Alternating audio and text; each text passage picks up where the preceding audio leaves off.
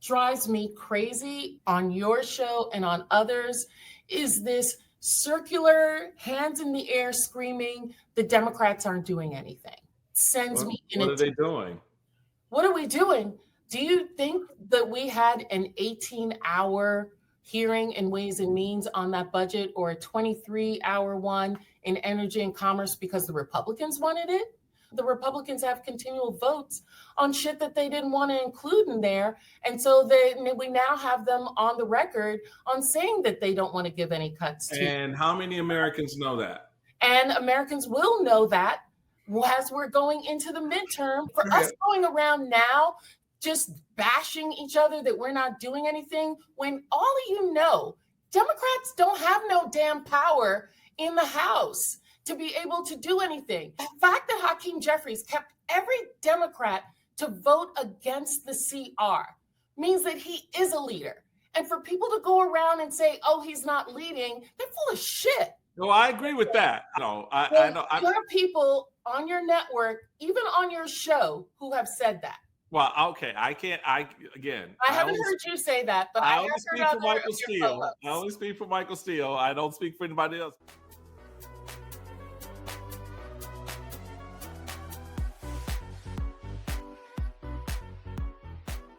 So I'm joined today by a good friend, the Honorable Stacey E. Plaskett, who is the Congresswoman for the United States Virgin Islands and serves on the Select Committee on Intelligence, as well as the Ways and Means and Budget Committees in our United States Congress.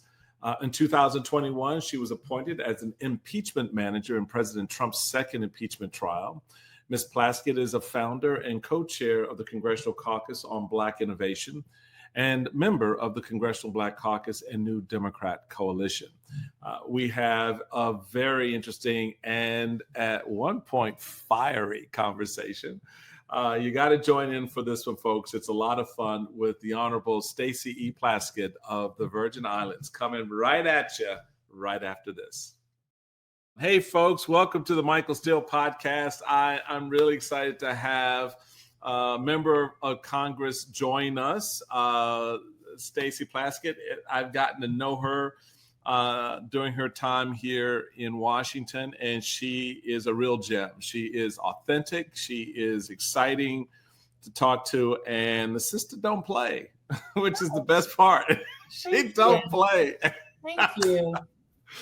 Welcome to the podcast. Thank you. Thanks so much. I'm really excited to be here with you, to have a good conversation with you. I was one of your constituents when you were lieutenant governor. Yeah. And I actually, at that time, was a member of the Republican Party. Yeah. I worked in the Bush administration at Justice. So, we've all had our evolutions and changes. People are always asking me, oh, when did you leave the Republican Party? And I'm like, I didn't go anywhere. I just stayed right where I was. And the party just shifted away from me. I'm just standing there minding my business, having a drink, and I'm looking out, and there's no one left in the room. And I'm like, yo, where'd y'all go? Wait, what were you drinking when you were minding your business? Oh, me, gin and tonic. Absolutely. Gin and tonic. That's morning. The evening is bourbon. Well, I've sworn off of gin from college. After that college. Was tequila. Oh yeah, no more gin after college. Definitely bourbon. I had a real tequila moment. During the pandemic, during the lockdown, my husband was like, I'm home with you all the time now. And I recognize that you go from coffee to wine to bourbon. Like, everything is That's dark. So true. You just drink dark shit all day long. I go from coffee. Mm-hmm. I'll have probably a little the wine thing. That's my duplex in the evening. Right. We do wine. Then we'll either start with a little bourbon cocktail, or we'll start with the wine, but one of the two. Right. And in the middle of all of that, between the coffee and that moment is a little G&T. Usually that happens about 10 o'clock, 11 o'clock in the morning. because brother got to deal with some shit the rest of the day. Yeah, it's a lot going on right now. There's a lot. So let's I'm start. exhausted. Well, I want to, it's funny. I mentioned to you before we started this part of the conversation that I was struck by, as a native Washingtonian and having grown up in D.C. without full representation in our nation's capital. You really turned some heads when you asked the House parliamentarian to basically, explain to you why you couldn't vote for speaker. Right. Well, explain to the world, because I know why, but I want to hear you say it out loud so everybody in the back can hear. Right. Right. And it really, and it's people, we take so much for granted about this country and the things that were stitched together by the founders to create this experiment the way it's playing out. And this idea of representation was valuable and very important to them. And I get the discussion and the sort of the nuance of the District of Columbia and its other and the territories that the U.S. holds and the role that they play. But it is so counterintuitive to the idea that the founders stressed about the people on this soil. And yes, that extends to the people of American Samoa and Guam and the Virgin Islands, et cetera, even though they're not physically on this soil. The people on this soil are to be represented. What is it like for you as a member to know that there is a limitation to your voice? Yeah, it's incredibly frustrating. It demands that you have to be really creative to get things done. I was told when I came here that there were certain things or committees that would be out of my reach that I wouldn't be involved in because I had a limited vote. You're only voting in committee. You're not voting on the floor on final passage. And to be able to extend yourself beyond that means that you got to work doubly hard. It's like, it's the question, it's the story of being Black in America, right? You got to do more with less. Right. And I don't think people understand. I'm a member of the Ways and Means Committee. I'm on Intel. I'm on the Budget Committee. I mean, that took a lot of work because I don't have the other things that other members have to be able to get that done. So it's very frustrating. I don't have a delegation, right? Right. Other members, it's how many members from Texas? There are 13 Democrats from Texas, 27 Republicans. There are, 20 something from almost 30 something from California, another 15, 20 from Republicans from California. I only have myself to be able to advocate for the people of the territory and do so in a limited way. And so I think it's a testament to individuals like Eleanor Holmes Norton, before that, Fauntroy, other members of the territories, Jennifer Gonzalez Colon, to really be present and to really get the things that we want done across the aisle.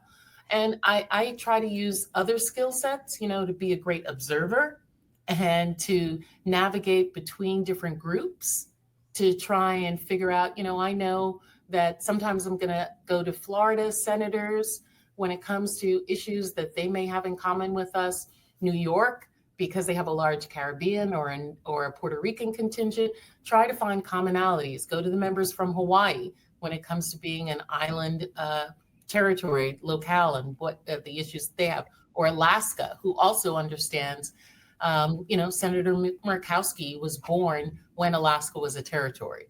So trying to find support in different ways. I think for me, the question, it boils down to the moment, when you ask the parliamentarian to sort of say out loud what people talk about in hushed corners, it really kind of brought to me, what's the point?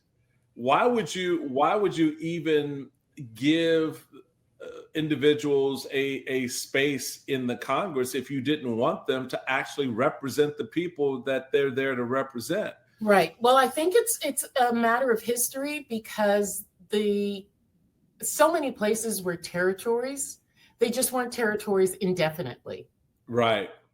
So, at one point, Louisiana, Wyoming, everyone outside of the 13 were delegates to Congress, with the notion that eventually they would become full voting members and representatives of their jurisdictions, because they would become a state. Right. It's only been in the early 20th century, the 1900s, after the insular cases were finalized in the Supreme Court, that the Congress decided that these territories that we have now would remain territories indefinitely. Where the court at that time, the same justice who wrote Plessy v. Ferguson, said that people who live in the territories represent alien races, that it's difficult for them to understand Anglo-Saxon principles of law, that this would be too much for their poor little heads. And they ignorant. Right. And so we need to take a longer time period before we bring them into the full responsibilities of being American citizens. But just like I said in that, when I stood up at that time, saying that, look, we need to have a voice. We also far outweigh per capita the rest of the states in terms of our service to this country, by being in military service. We have died per capita more than any other places in the territories. So you're making decisions about us, and we're taking the responsibility. We should have all of the privileges as well. Yeah, no, it makes a lot of sense. And it's just, I thought it was important for people to kind of contextualize, when you talk about your service in more typical traditional moments and how difficult that is. We're now living in a period where we're nowhere near, typical and traditional. Right. And you know what else I tell people, Michael? I mean, when they see how the territories are treated with block grants and lack of funding, I've told my colleagues, like, look, when this reconciliation mess that they're doing, if this passes in the way that they want it to, you're basically living in a territory. Yeah. You're going to have the kind of economies and crushing debt that we have. You're going to have uncompensated care in rural hospitals like we do. Yeah. You're going to have lack of, the affordable care can't be expanded into the territories.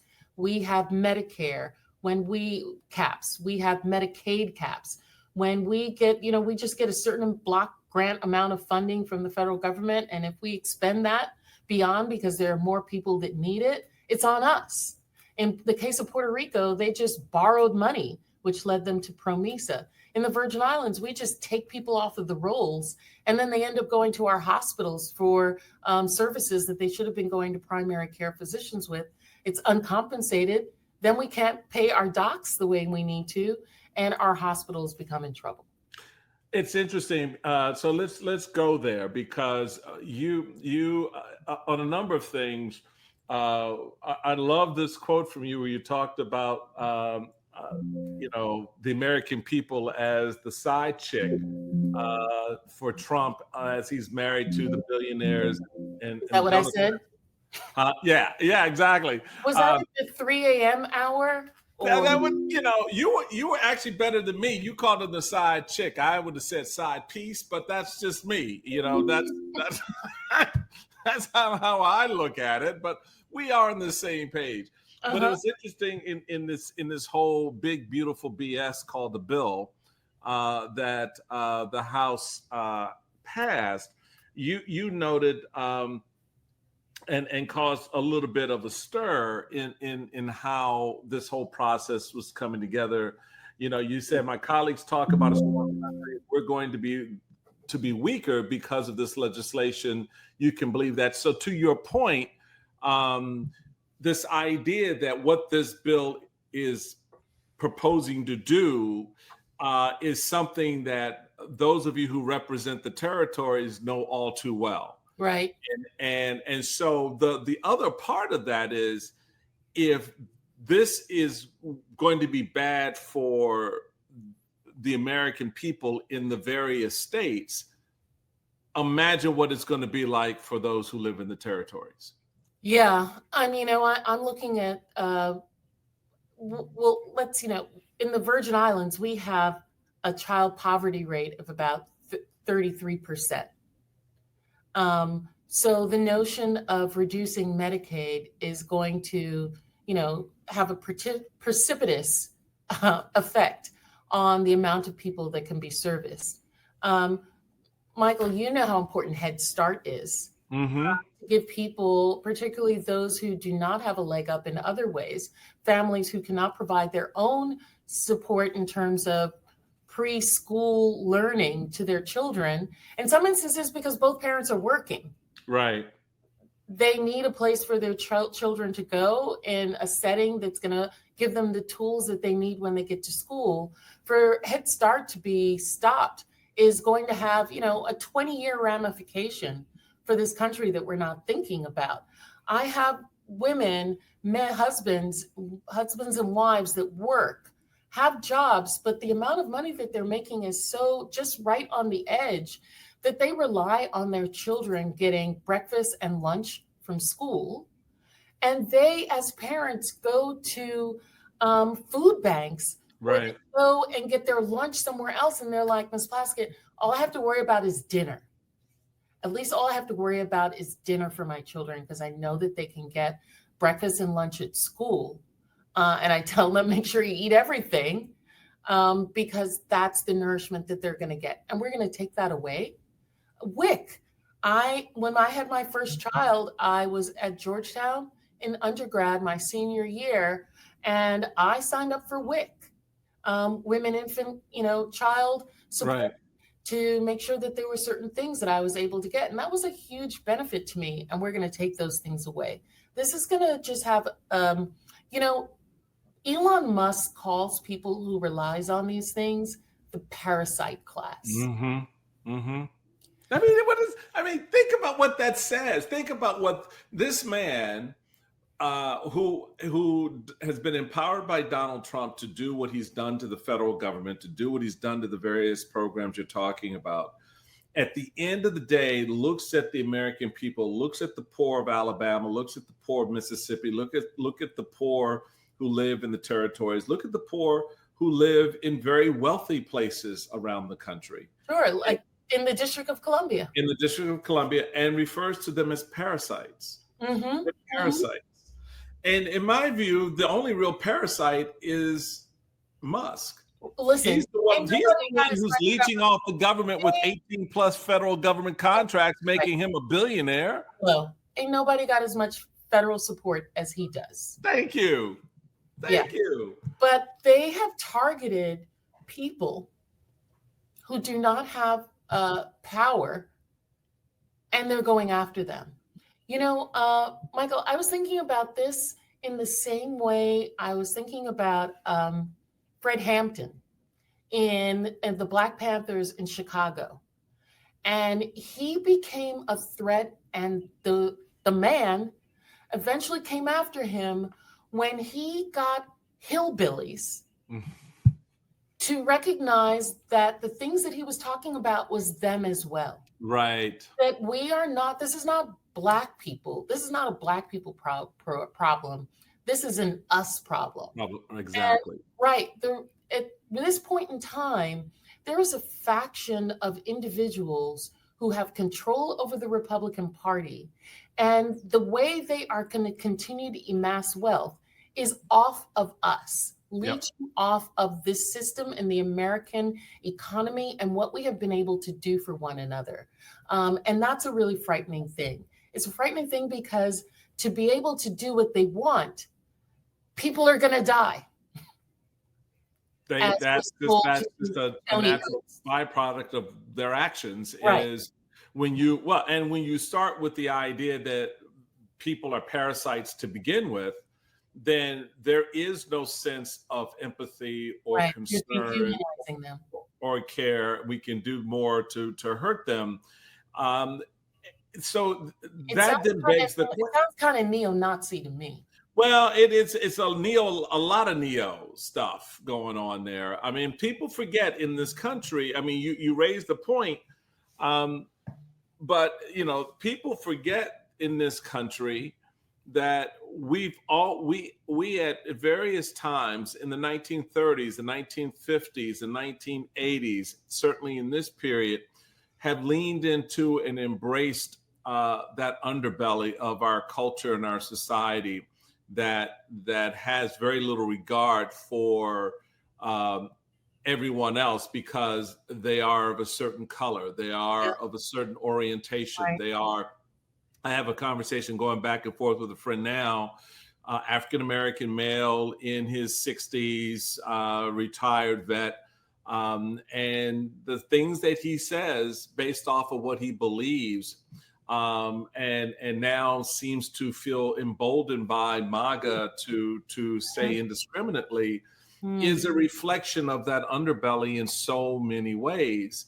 And so I think, So is he one of those? He wants to be adjacent, huh? yeah, well, look, I mean, it's not even homophobia; it's outright hatred of gay people. It's not misogyny. It is the worthlessness of women to do anything, and it's not bro culture. It is men are superior. We are warriors. We are the ones that and to be a man is if you are weak in any way, and they get to define what weak is, what this is, then that's what manhood is. It's not weakness. And so Listen, Uncle, ain't nothing sexier than a man changing a diaper. I'm telling you, I think our definition of manhood, I mean, is they forget that yes, we went out and we killed the big beast, but it was the woman who was carrying the baby on her back that foraged for about 10, 20 miles to gather the meal that evening. Yeah, you brought home some meat, but she brought home the stuff that was going to sustain your dumbass. Right. So it's and cared for that space. There have been a number of good stories that have come out recently about the strength of women. And it's not just in the athletic sense, because that's the other thing, it's just crazy stuff that's going on right now. For me, though, Representative, it's about making excuses. Mm-hmm. And I think a lot of what we see happening right now is excuse making because we have become a very self-centered and selfish culture. Mm. And it's easy not to care for you as a woman, because I can then make excuses about the things that you can't do. Or make excuses for yourself with what you're not willing to do for others. That's it. That's exactly right. Sacrifices you're not willing to make anymore for others. So where do we begin to change that? How do we begin to change that? You have on the opposite side of the aisle for you the Marjorie Taylor Greene types, right? Troglodytes in their thinking and their approach to governing. How do we break that?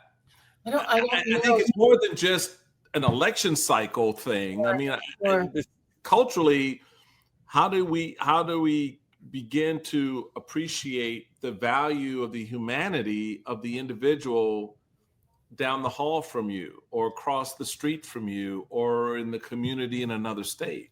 Yeah, that's a difficult one. And, I think it will unfortunately, as we're going down this road, manifest itself in a demonstration of where we're lacking, right? Mm-hmm. We don't have the innovation that we used to have because we have cut immigrants off from coming and being a part of our society. When we no longer have the amount of workers that we need and have not upskilled them to be able to do things. And another country is eating our lunch in that because we haven't taken care of the workers. When our seniors are costing us even more, and those who are entering adulthood are costing us with diseases that were preventable because we didn't take care of them physically and their health by offering Medicaid and expanding care and taking care of pre-existing conditions, et cetera, then we're going to see the detrimental effects of that. You know, I, as a fiscally moderate person, anti-bureaucracy, want to streamline government, tried to share with some of my colleagues. I was like, do you know this is going to actually financially cost us more in the long run than the money we're saving now? Right. Because when we don't take care of these things on the front end, they're going to cost us more in the rearview mirror. Yep. And for some people, I think that's what's going to cause them to maybe wake up to this. And for many of us, we just need to recognize that, you know, today for them, tomorrow it's going to be us. So as an example of what we're talking about, I want to share with you the recent town hall of Joni Ernst, and in talking about the impact of the big beautiful bill. She was asked about it, and the point was made by the constituent that people will die as a result of what the Republican Party is proposing in this bill, and much of what you've talked about. Let's take a listen to what she said, how that whole thing played out. Mm-hmm. Hello, everyone. I would like to take this opportunity to sincerely apologize for a statement that I made yesterday at my town hall. I was in the process of answering a question that had been asked by an audience member when a woman who was extremely distraught screamed out from the back corner of the auditorium, "People are going to die." And I made an incorrect assumption that everyone in the auditorium understood that, yes, we are all going to perish from this earth. So I apologize. And I'm really, really glad that I did not have to bring up the subject of the tooth fairy as well. But for those that would like to see eternal and everlasting life, I encourage you to embrace my Lord and Savior, Jesus Christ. Wow. What the hell is that? Right. This is the stuff. I promised, folks. I promised the Congresswoman that I would be kind in my words. Well, I didn't agree with you on that. You did not. You did not. I told you that's what my staff would like me not to do. But what the hell is that shit? Listen. I mean, we forgot the commandment that says, "Thou shalt not kill." Like, you're not supposed to hasten people's death, and that's what the point that their constituent was making. I mean, can we? I don't. She's cute. She thinks she's cute. She thinks that's funny. She's cute. She's being snarky. While she's in a graveyard doing that video. Thank you. I mean, this is the leadership that we have. That is, I think the problem is the kind of people. I mean, I don't know who she thinks she is representing, but when a constituent tells you that what you're going to do, what you're proposing to do, will kill people, it will harm people, it will be very difficult for them, then in my view, you're losing sight of blessed are the meek, blessed are the peacemakers, blessed are the poor in spirit. Yes. Blessed are those who do seek. this to the least of me of those. Thank you.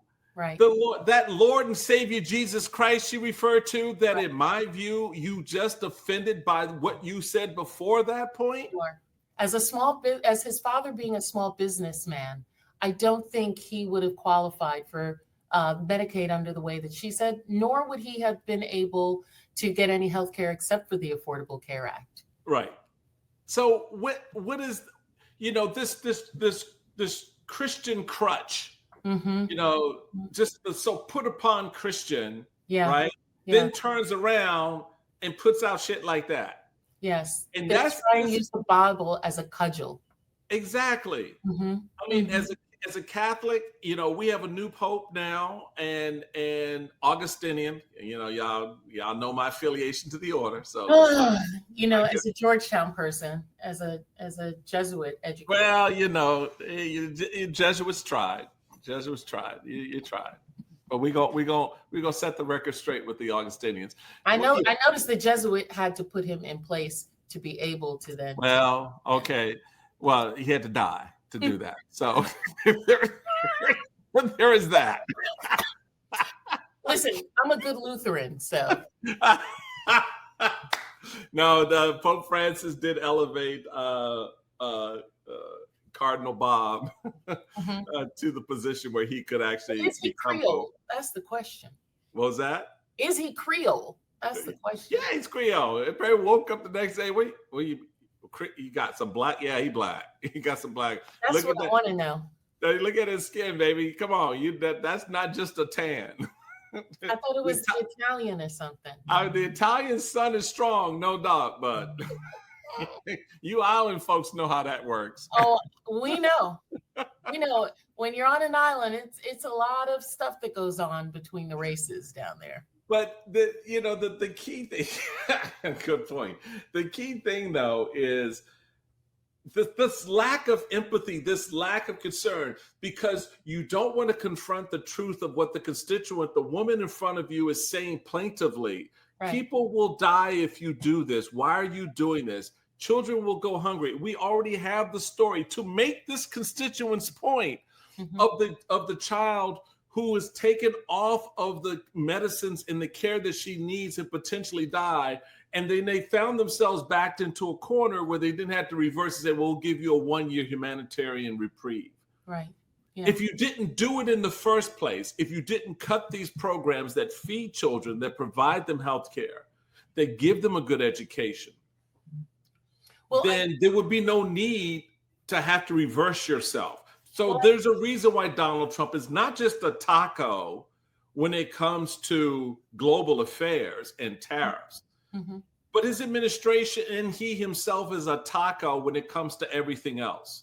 Well, I think the thing that we need to do in our conversations is not talk about necessarily those cases like you put out there, but I'm trying to let people know how it's going to impact them and their life. Because as you said previously, we've become very selfish.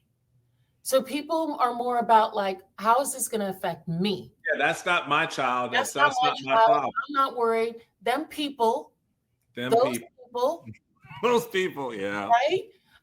But this is going to impact your life. And here are the ways it's going to impact you, is what I continually try and drive into people so they realize that, yes, this is going to affect your life.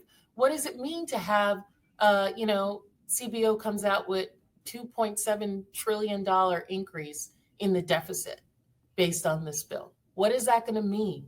Well, the speaker just came out on Meet the Press this past weekend and said, the mega bill is not going to add to the debt. And we know that's not true. It's calculated by the CBO, your own Congressional Budget Office, that's controlled by Republicans, that it's going to add $2.8 trillion to the national debt. That is the weight that a mother who's caring for a small child is going to have to bear, and her child especially will have to bear. Yes, definitely.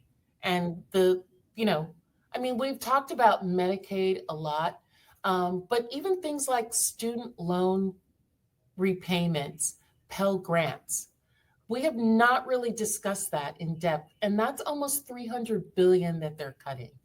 That's another way that they're trying to impede the middle class, working class families from letting their children get a leg up. That's a way that the man is keeping his foot on our neck. By not allowing these grants, putting the time period very low. It's enough for you to go to a trade school they're giving you, but they ain't giving you enough to go and get a degree, to be in a room with them in management. That's the kind of stuff that's happening. And I don't think the American people are looking at this, that this is a huge class war that's happening. They are trying to decimate working class and lower class Americans at the benefit of the uber wealthy.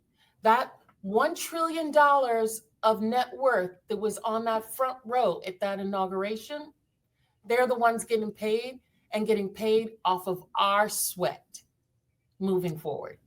We're having a conversation with my friend, my buddy, the Congresswoman that represents the U.S. Virgin Islands, Stacey Plaskett. We're going to take a quick break, and when we come back, I'm going to ask about some stuff that she can do right after this. Hey, folks, welcome back to the Michael Steele podcast. We're having fun and good conversation with Representative Stacey Plaskett of the U.S. Virgin Islands. She serves on the Select Committee on Intelligence and the Ways and Means and Budget Committees in our United States Congress. We went to break talking about the impact of this big, beautiful bill on real people. I appreciate your emphasis on focusing on how this will impact people.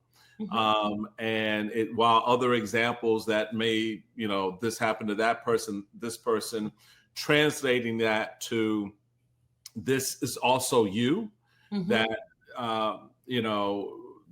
the reality is your kid is going to need the same benefits from these programs that they're cutting as you think other kids are getting, sometimes unfairly. And people forget that. That's always amazed me.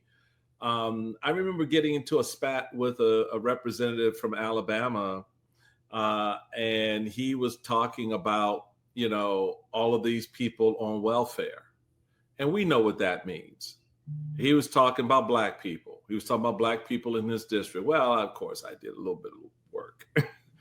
And I had to point out that, no, the vast majority of the recipients of welfare and SNAP programs and food stamps, et cetera, in your district are white. In fact, the more prosperous people in your district are Black. So this idea. What was his response when you said that? Oh, no, there was none. Didn't hear. No, there was none. No, there was crickets. Crickets made more noise than he did. But the reality of it is this idea of how we color poverty, what Republicans are doing is baked into this idea that goes back to welfare queens and goes back to the vision of the view of a criminal as a young Black teenager, et cetera. This idea that poverty has a color and it ain't white. And it goes to the heart of what was born out of Jim Crow. And certainly as economic rights were being realized and gained by Blacks in the 60s, that this idea that if Black folks and white folks ever realize that they suffered the same plight in poverty, that's a combo meal a whole lot of folks upstream wouldn't want to tolerate. Right. That goes back to me talking about, Fred Hampton. That's what I wanted to get to. Exactly. And so what do we do? And it sounds like you have given a lot of thought to that piece of it. That connective tissue. You want to connect. I want white poor people to understand that MAGA is not your safe harbor, baby. I do understand poor white people in many instances desire, or people in general's desire to have someone to look down on, right? or Yeah, someone I guess who that's seems human nature, I superior. guess. Hmm? Is that human nature? Listen, my parents used to love Jerry Springer show. And I Uh-huh. would, I'd come in the room and they'd be hollering, hooting, laughing. And I'm like, why do you watch this shit? And they were like, and they, with a straight face, was like, because it makes us feel better than them.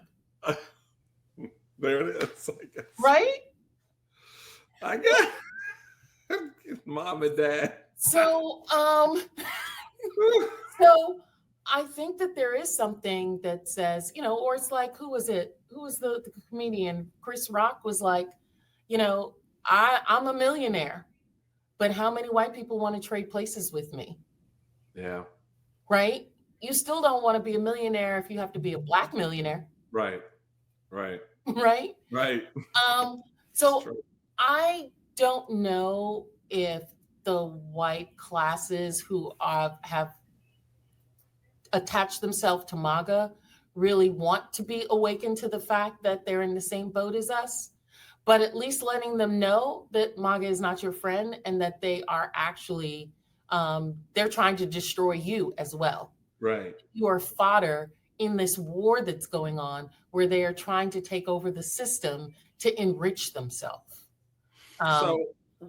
So what does that mean then when and I've been very, just to put my card on the table, very critical this past week on my show, the weeknight on MSNBC at 7 p.m. Everybody losing their stuff over Elon Musk leaving the White House. Yeah. I'm like, okay, yeah, he's physically left the building. He's right there.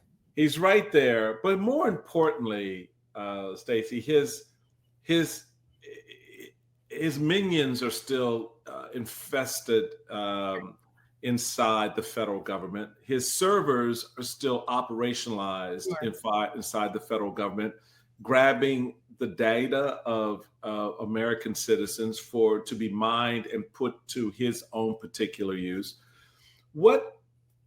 I guess at one point, at some point, this Republican Congress became a joke in and of itself, and that was very early on. So there was no expectation that they were going to do anything about any of that.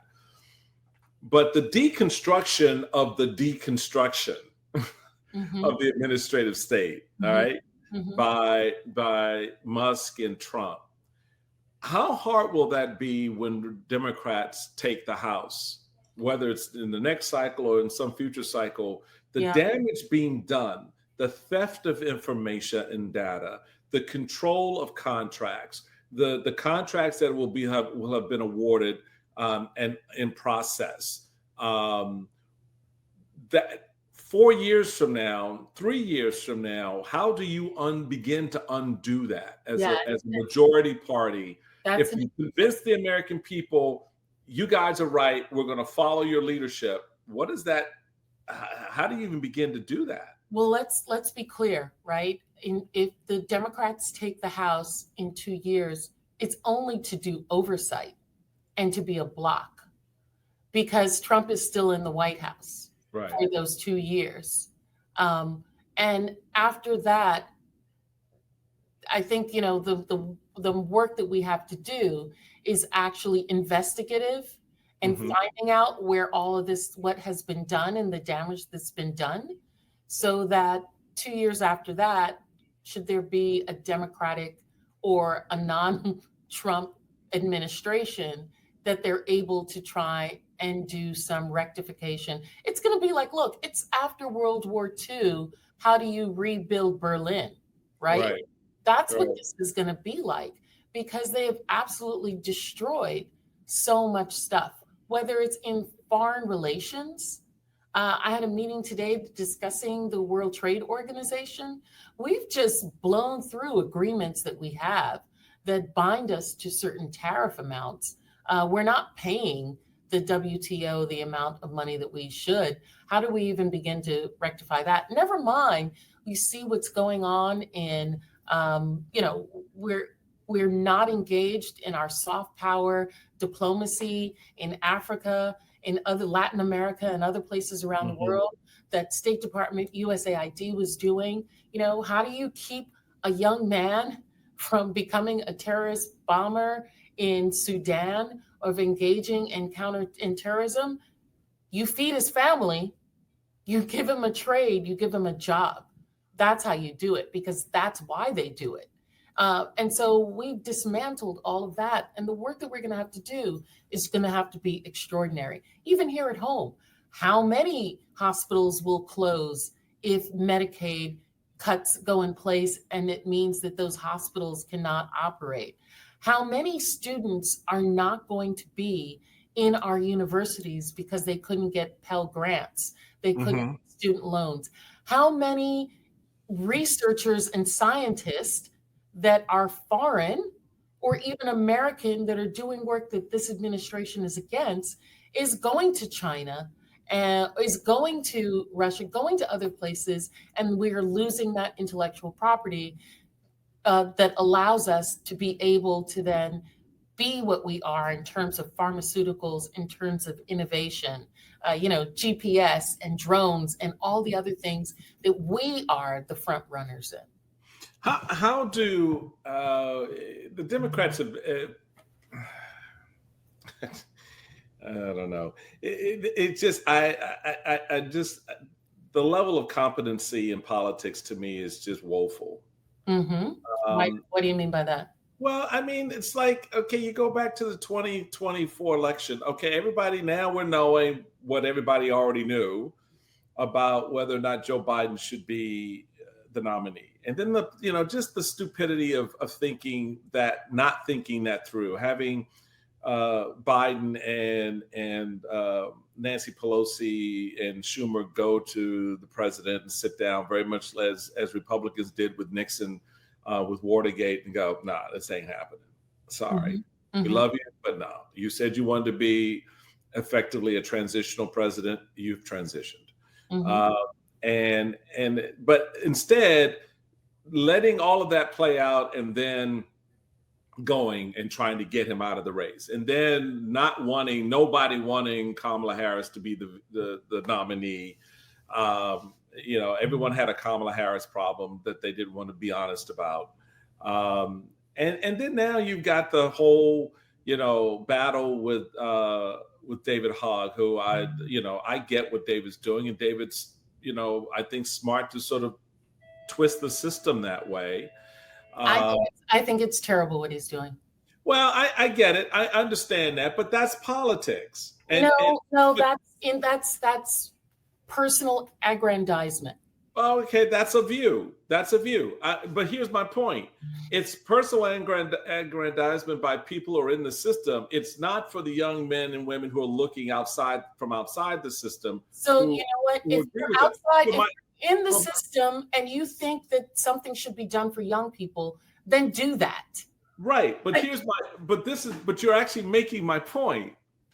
But why other people you're not doing that? But here's the deal. If you see that happening, that's an inside management issue. You don't let that get on the street. You work that out. I mean, look, I had to do it with the Tea Party. They were doing the same thing David's doing. Yeah, but they also did it. You tried to manage them, but you didn't entirely. We did manage them. That's how we won seats that we otherwise didn't win on the back end. Yes, I got stuck with the. But they also unseated a lot of people who had a lot of power and were doing things. And they absolutely, and that was part of the conversation in the very beginning when they go after a Mike Castle and they give me a Christine O'Donnell. I'm like, no, stop it. We can't do that. Listen, in some ways that has worked out in the Democratic Party as well. Right. You've seen places where you've had hyper progressives going after moderates in a moderate district, and the hyper progressive loses, right? Right. And that's not the winning hand. And that's not the winning hand. And I think it's going to play itself out.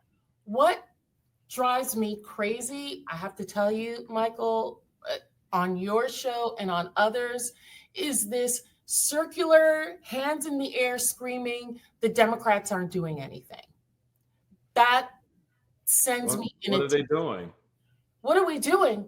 Do you think that we had an 18-hour hearing in Ways and Means on that budget, or a 23-hour one in Energy and Commerce because the Republicans wanted it? We had it because the Democrats the Republicans have continual votes on shit that they didn't want to include in there. And so we now have them on the record on saying that they don't want to give any cuts to. And how many Americans know that? And Americans will know that as we're going into the midterm. Well, here's my point. Let me cut. Let me just say, for us going around now, just bashing each other that we're not doing anything, when all of you know, Democrats don't have no damn power in the House to be able to do anything. The fact that let me tell you where you do have it. The fact that Hakeem Jeffries kept every Democrat to vote against the CR means that he is a leader. And for people to go around and say, "Oh, he's not leading," they're full of shit. No, I agree with that. I don't know. I think he is leading. I'm not. I know. There are people on your network, even on your show, who have said that. Well, okay. I haven't heard you say that, but I only speak for Michael Steele. I only speak for Michael Steele. I don't speak for anybody else. But here's where I think this is publicly. I get what you're saying, and the House, and people don't understand that the House, if you're in the minority in the House, you are woefully limited in what you can do. The rules are written that way deliberately, et cetera. We get that. Senate is a different story. The Senate is the bigger public play than the House. Can you say Senate Democrats? Can you say Senate Democrats? Yeah, Senate Democrats. As opposed to saying House the Democrats. Well, no, but here's the problem. Here's your messaging problem. Y'all are sophisticated enough to direct the energy where it needs to go. But here's your bigger problem. The world don't see it that way. And the world don't talk about it. The world doesn't see it that way because y'all aren't helping them see it for what's going on. The Democratic Party is the House and the Senate, right? Mm-hmm. It's not just one body, it's both. So when people are talking about the Democratic Party, they're talking about all y'all. They're talking about all of it. But they're not just talking about one piece. So I know that, but when you are talking, you all have a responsibility. Stacey, I call out the difference between the House and the Senate. I'm on record about what I think Chuck Schumer has done. I'm on the record there. I think that you can't explain to me how Tommy Tuberville can hold up 400 plus appointments for almost a damn year, and you can't block one nominee for Donald Trump. Right. That's what I'm talking about. Right. You hadn't learned anything in how Mitch McConnell sort of smacked the crap out of Democrats with judicial nominations. Sure. And you couldn't put a stop or a slow roll on at least one of the three Supreme Court nominees. When you say that, can you then say, but the House Democrats are doing the damn thing? No, I can't say that. Why not? Because are. That has nothing to do with House Democrats. Exactly, but you didn't say Senate Democrats. You just said the Democrats. Well, that's because at the time you were in the majority. I'm talking about now. Well, even now. Chuck Schumer and those guys are doing that shit now.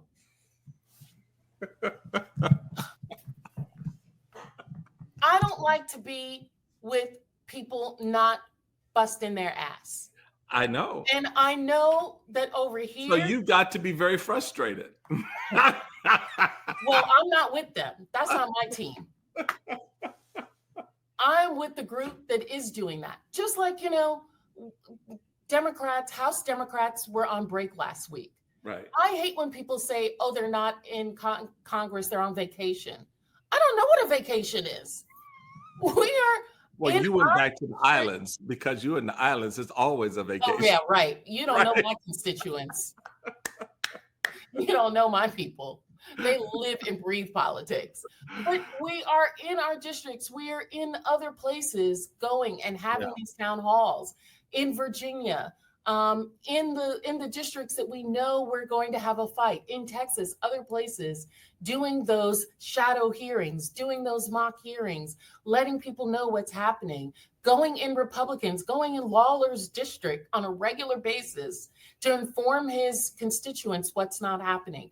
Now, I know it's localized, and Right. that's frustrating to those of us on a national level who want to see this orchestrated national thing. But Right. we've got to win specific seats. And those specific seats require specific messaging for that location. And that's what's going on right now. It's like you're sitting in the back of the car. Many, Democrats are sitting in the back of the car and they're like, are we there yet? Are we there yet? Are we there yet? Are we there yet? When you're driving, that shit will irk the mess out of you. It's so true. As a parent, it'll drive you crazy. But you're driving and you're going to get there. It may not be as exciting as you wanted it to be because we're passing through some pretty boring country to get to the location we want to go to. But we're trying to get there. We just finished an election. And, I'm part of the 92%, and half of them are resting right now. They said they're going to be resting for a while. I've been trying to get people to wake up and stop the resting, but we're going to get there. That's what I have to say. Well, I appreciate that on so many levels. I really do. For some reason, I got frozen, but we're good. That's because my words just blew your mind. You did. You blew my mind. No, look, you what I loved about that exchange is something that, to be honest, I a lot of Republicans like myself who worked alongside Democrats in the last election cycle did not see. There was no sense of urgency. There was no sense of defending the ground you're on and advancing to new ground. And what has been interesting in the last couple of weeks, especially, is your voice just now, Representative Garcia, and a number of others that I've talked to, we've had on our show, who are Jamie Raskins, for example, who are engaging the fight and are saying not just to MAGA and Trump and that bullshit, but to their own. Y'all need to wake the hell up. And you need to understand that when they're coming after us, they're coming after the American people. And so it's an important, I think, conversation to have. You don't have that same urgency in the Senate side, which is what my point. I would like to see more offense. Sending a 22-page letter, I'm sorry, bitch, that ain't working. I'm sorry, I'm not reading your letter. That's how America don't have time to read letters for all the reasons we've talked about in this conversation. What they're looking for, and what you demonstrated is someone who's going to articulate the fight. And that's all. That's what's worked for Trump. Trump is full of crap day in and day out, 24/7. The man has no core, doesn't believe in anything or anybody. But what he knows is how to sell shit. Yes. He knows how to sell you back your pain. Right. He knows how to sell you back your frustration and make you believe he's actually going to do something about it instead of creating more pain and frustration, which goes to some of what we were talking about as well. So I think I grew up in New York City in the 70s. I know a hustle. Thank you. That's it. He's the biggest hustler there is. Absolutely. At the end of the day, when someone comes to you and they think you think you're getting something for nothing, they've hustled you. That's it. We all have to be in this together. We all have to have a little pain. We all have to give. This whole notion of, I don't want my taxes going to help other people. At the end of the day, that's going to hurt you.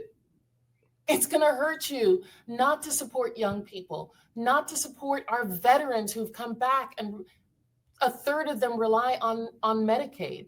It's going to hurt us as a nation not to invest in our foreign activities overseas Sure. to keep. Sure. And we've already seen Yes. that. Yeah. Those are things that are going to hurt us. If anything is free, that shit ain't no good. There it is, right there. And so, I think what we're trying to do is locally getting that message to places where we know we have lost, but we feel that we can get back.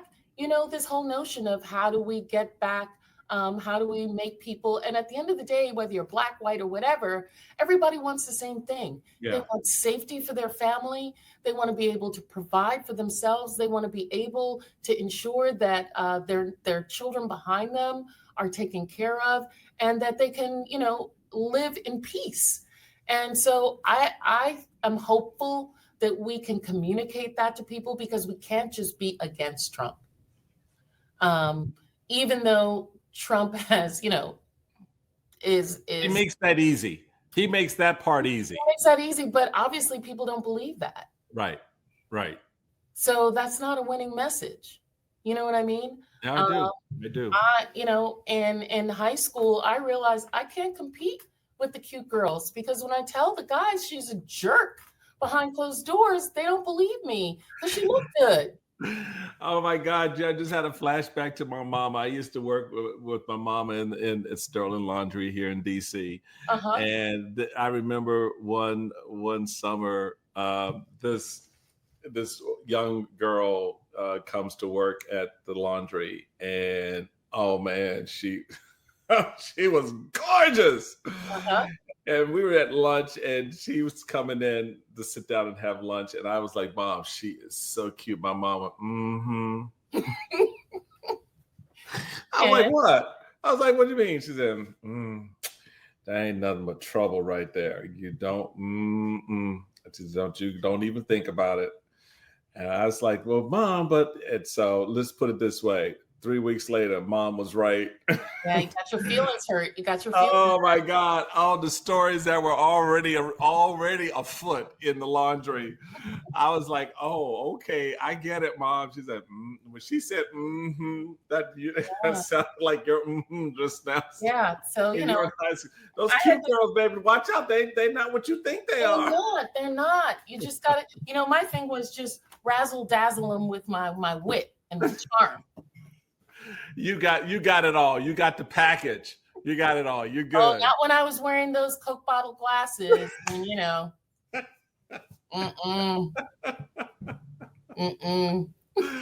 Stacey Plaskett, one of a kind, member of the United States Congress representing the U.S. Virgin Islands. Thank you so much for your time, Michael. your energy, your leadership, your voice.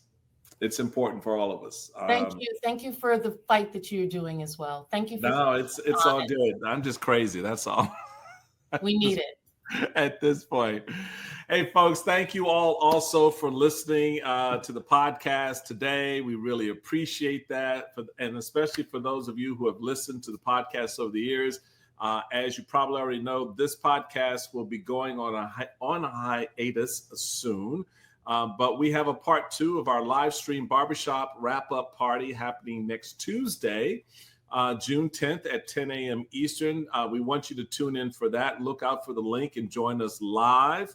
We'll have a crazy lineup of guests. We just did one this week with, the likes of April Ryan and Dr. Jason Johnson and Eugene Daniels. Rick Wilson, it's out now. It was a hoot. You got to check it out. We'll be taking audience questions as well during that live show. You can find the video live stream on the Bulwark YouTube channel. If you like this episode of the podcast, share with your friends. You can follow me on X and Blue Sky at Michael Steele, on Threads and Instagram at Chairman_Steele. You can also catch me on the weeknights on MSNBC Monday through Friday at 7 p.m. Until next time, be safe, be well, and remember what I always tell you, don't play with stupid.